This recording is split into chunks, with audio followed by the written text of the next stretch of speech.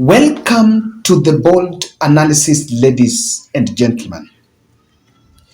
It is an open secret that the disbandment of the Special Services Unit, which is under the DCI, was a personal decision that President William Ruto took after a strong call by Ahmed Nasir, who is his close friend, that was pushing for investigation over the disappearance of the two Indian nationals who disappeared in the eve of the just concluded general election.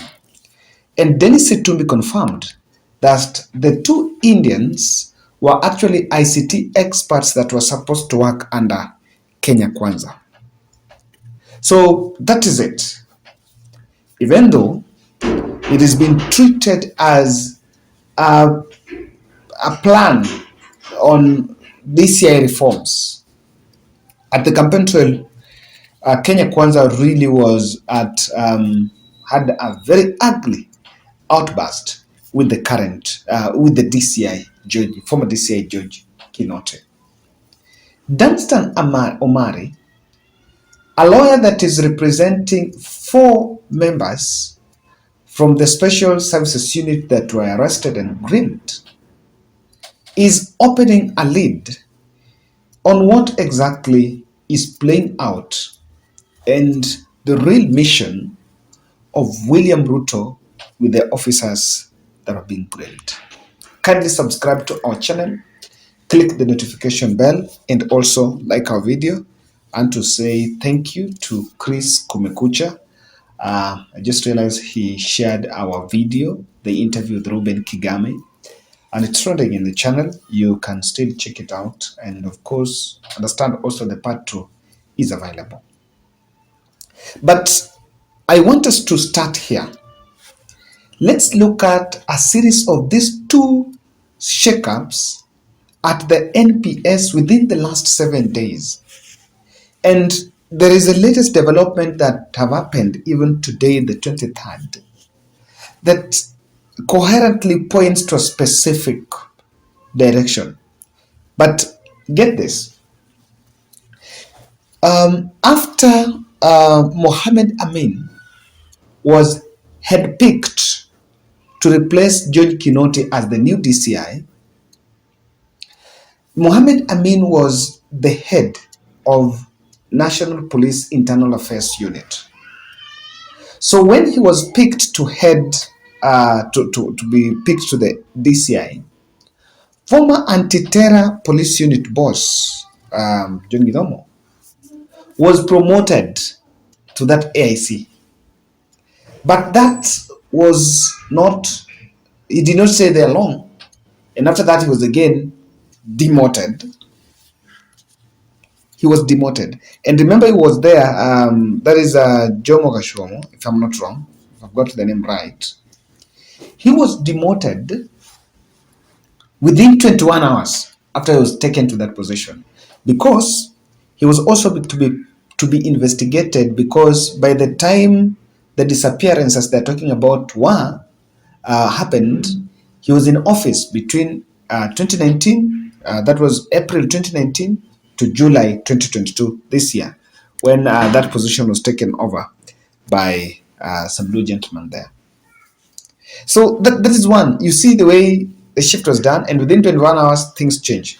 Then, Deputy DCI Hamisi Massa, is it forcefully or proceeded on a terminal leave? And because he proceeded on a terminal leave, I think he's going to leave the forces or something. Maybe he's going to retire or so. Nicholas Kamwende took over from him. So, of course, George Kinoti's term was coming to an end, but we were told he resigned. The former IG, Mutiembai, proceeded on a terminal leave after a medical condition that was reported. But the truth of the matter is that he also left. So Hamisi Massa also left, and he was a deputy DCI. So at the end of the, within all that, both DCI and his deputy had left. So here comes the Saturday. After the current IG, Gabu, disbanded that special services unit, 21 members, 21 members of the NPS who are also aligned towards that department were grilled on Friday. And after they were grilled, some of them were disarmed. Some of them, their passports were confiscated. And of course, there are other things, some rights, they were denied, some privileges, even accessing their machines back in the offices. Then, after that, 4 were arrested, including the head of that SSU, Special Services Unit. After these 4 were arrested, they were also grilled and put in some sort of remand. Now here comes the bombshell. Guys, things have happened so quick that even after that, Danstan Omari, who is a lawyer and was representing the 4 arrested DCI police officers that were working under SSU,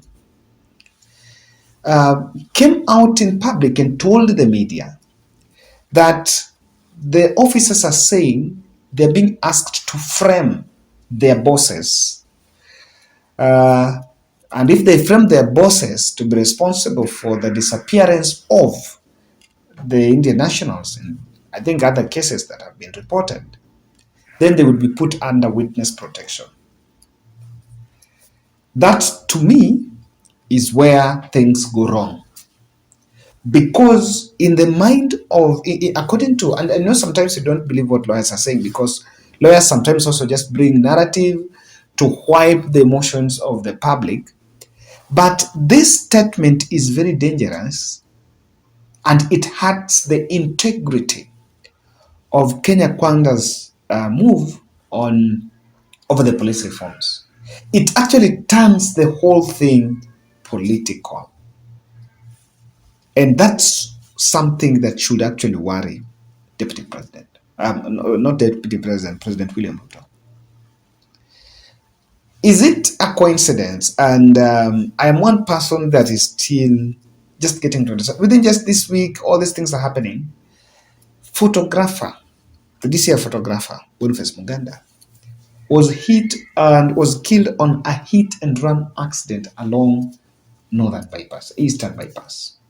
And of course, we sympathize with the family. He now exited the stage. One thing is, he was working in the corporate department at the DCI, which is also a very key department that has been effective in even communicating things happening. And of course, as someone who has ever worked in that department, that is the custodian of images, photos, videos, and a lot of stuff that happen. And so whatever is happening at the DCI can be treated as a reform. But the president needs to make sure that it's managed well so that the public do not draw other meanings to it. It doesn't lose, the police reform agenda doesn't lose its essence and its honesty, its merit in the eyes of public. Must be taken with a lot of caution. And I'm mentioning that story because even the story, I think it's here. I should not just say things that maybe someone asking now, Kevin, why is that? Danstan, what is it? Yes, it's reported by the Star. DCI staff dies after being hit by a speeding motorist in Nairobi. Why do you think the media carried this story? Someone might say, Kevin, why are you bringing it there? Why do you think it was carried? He was not a junior staff. This was a senior member who was also harmed. According to report, the Director of Criminal Investigation is mourning the death of Directorate's lead creative designer, Boniface Muganda.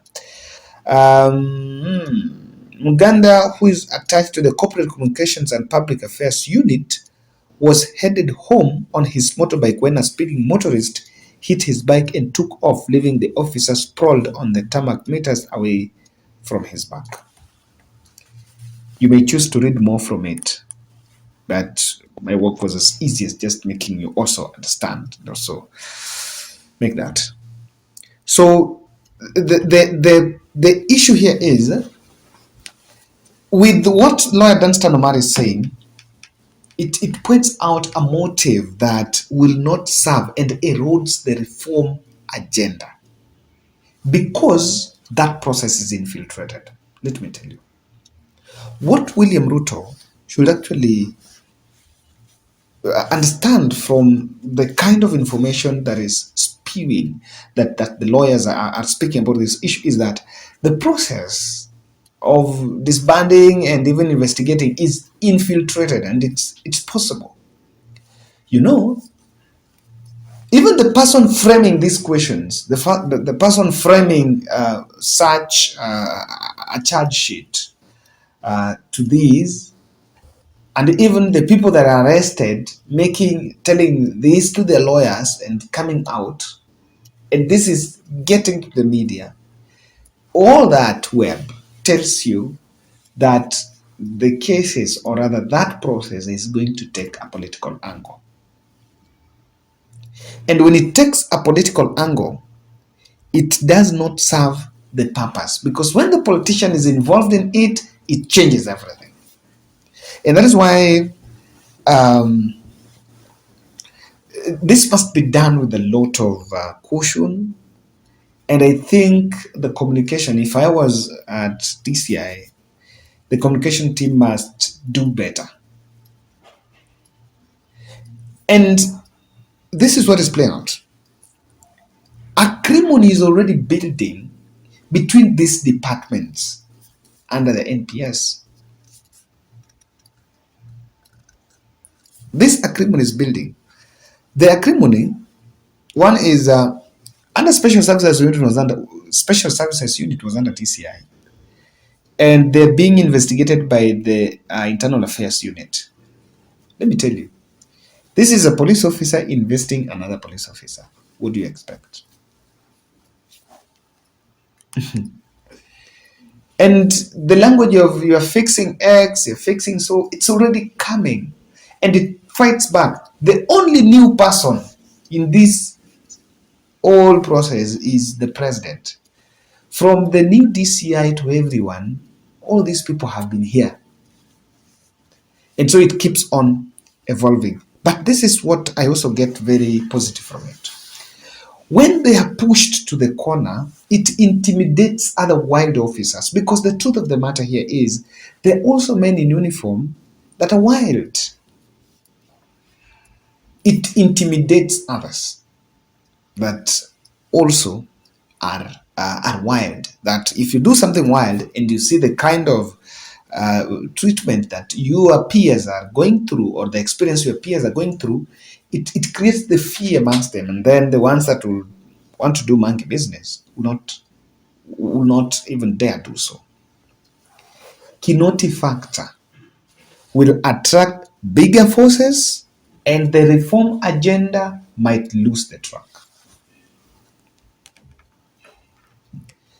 The immediate boss was George Kinoti. He was the one who was the head of DCI. So when links of people targeting Kinoti comes up, it will erode the process. It will erode the agenda. Because what does it mean? That someone will start calling who, under whose discretion was George Kinoti working? Who is the head? And it goes on and it goes on and it goes on. So to some extent, even though this is going to cause some shakeups and fears is going to cripple in, it might also help to support some of these cases, and more is going to emerge, because there is the language of ukisema hii mimi nitasema hii, kama hii liko hivi mimi nitasema hii. That is all coming into the table. But what Danstan Omari is saying should worry the president, because this is not in the public. William Ruto has gone to, I think that was in a Kairicho, when he attended the church service there. He mentioned that he himself took the initiative to disband the DCI because they were killing people and doing the extrajudicial killings. And the Mashuja, he repeated it. So to the eye of the country, it's actually a reform agenda. And of course, the issue of extrajudicial killings is very emotive and it touches, of course.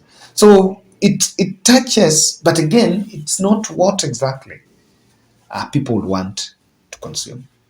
So I look at it, and as I finish this video, I want to challenge, I want to just take this time to mention about Mbijiwe. Mbijiwe has been missing, I think now for how long? During campaigns, Rigathi Gachagua, it was reported that Rigathi Gachagua met with the family and promised that he would help to follow up the matter. They are into office. We are running after the DCI and doing those reforms because of the Indian forces, because the Indians that were arrested. So, and by then that issue of the Indians is not light. Kwa sababu, I read one of the it's not a newspaper, one of the tablets from India where it is actually, it's at the risk of bringing diplomatic tiff. What William Ruto is also doing is good for the optics. It's good for the ambassador of India back to Kenya, uko wajue kwamba government inafanya kitu to make sure that things hizi vitu are covered. But they had managed optics. At one point last week there were stories of nguo imepatikana, nini imepatikana and all that. But we yet to find out, even though if this is pushed to the core, then there are many cases that are going to be unearthed. That is my bolt, and let's meet in the next.